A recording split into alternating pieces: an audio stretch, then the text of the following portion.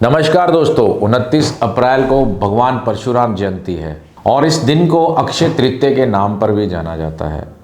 जी हाँ, इस दिन एक विशेष कथा है जो आप सबको मालूम होनी चाहिए। उस विशेष कथा का मैं उल्लेख करता हूँ। परशुराम जी ने अपनी माता को क्यों मारा?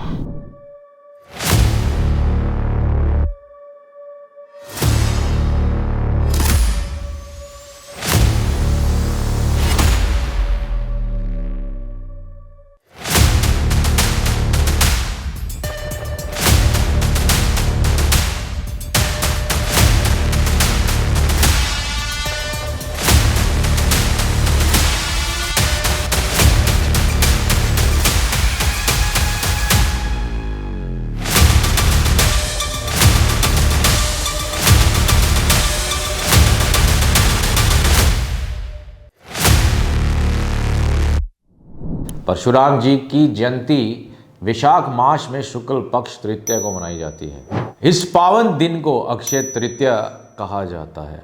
विशाख मास के शुक्ल पक्ष की तृतीया पर भगवान विष्णु के अवतार परशुराम का जन्म हुआ था। जी हाँ, भगवान परशुराम भार्गव वंश में जन्मे भगवान विष्णु के छठे अवतार हैं। उनका जन्म त्रेता युग में हुआ था। माना जाता है कि इस दिन किया गया दान पुण्य कभी श्रेय नहीं होता। अक्षय तृतीया के दिन जन्म लेने के कारण ही भगवान परशुराम की शक्ति भी अक्षय मानी जाती है। इतना ही नहीं, इनकी गिनती तो महर्षि वेदव्यास, अश्वत्थामा, राजा बलि, हनुमान जी, विभीषण जी, कृपाचार्य जी, ऋषि मार्कंडेय जी सहित उन 8 ऐसे किरदारों के साथ जुड़ी है जिन्हें कालांतर तक अमर माना जाता है। उनके पिता का नाम जमदग्नि और माता का नाम रेणुका था। पौराणिक ग्रंथों में वर्णित है कि भगवान परशुराम अत्यंत क्रोधी स्वभाव के थे। उनके क्रोध से देवी देवता भी थरथर कांपते थे।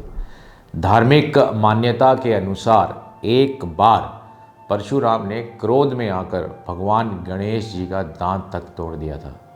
वहीं पिता के कहने पर उन्होंने अपनी मां को भी मार डाला था।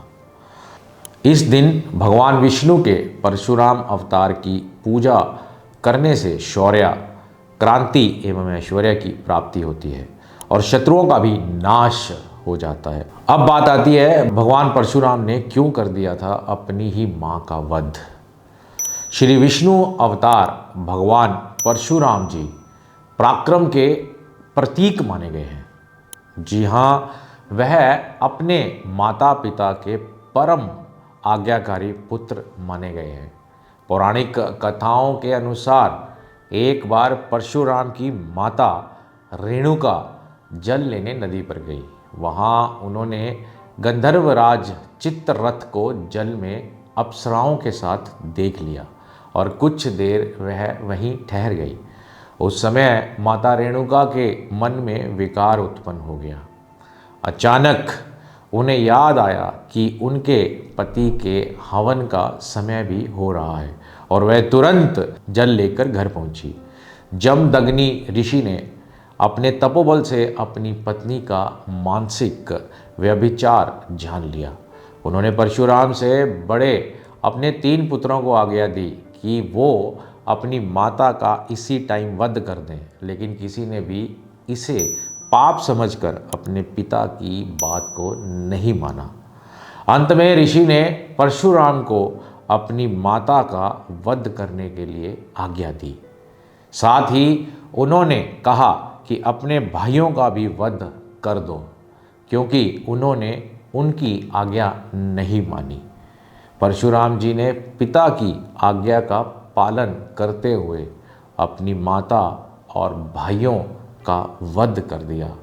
पुत्र की पितृ भक्ति देख जमदग्नि ऋषि प्रसन्न हो गए और उन्होंने परशुराम से वर मांगने को कहा। परशुराम अपने पिता का तपोबल जानते थे। उन्होंने अपने पिता से अपनी माँ और भाइयों को पुनर्जीवित करने का वरदान मांग लिया। उन्होंने पिता से मांगा कि उनकी माँ और भाई ऐसे जीवित हों जैसे कि निद्रा से जागे हों और उन्हें इस बात का स्मरण ना हो कि मैंने उन्हें मारा था। जमदग्नि ऋषि के तपोबल से ऐसा ही हुआ। पुत्र की तीव्र बुद्धि को देख ऋषि ने उन्हें ख्याति और अस्त्र शस्त्र में निपुणता का भी वरदान दिया। यह थी असली कहानी, जिसके करके आज हम जो परशुराम जी को है पूजा करते हैं, उनके शौर्य को मानते हैं, उनकी तीव्र पूजा करते हैं। और यह अक्षय तृतीया का दिन उनकी पूजा करने का, दान पुण्य करने का अवसर है हम सब लोगों के लिए। और इस अवसर को हम ना खोएं, गरीबों को दान करें और अपने जीवन के अंदर मनोवांछित फल पाने के लिए भगवान श्री परशुराम का आशीर्वाद हासिल करें। अक्सर बोलता हूँ, सब कुछ भाग्य है, सब कुछ किस्मत है।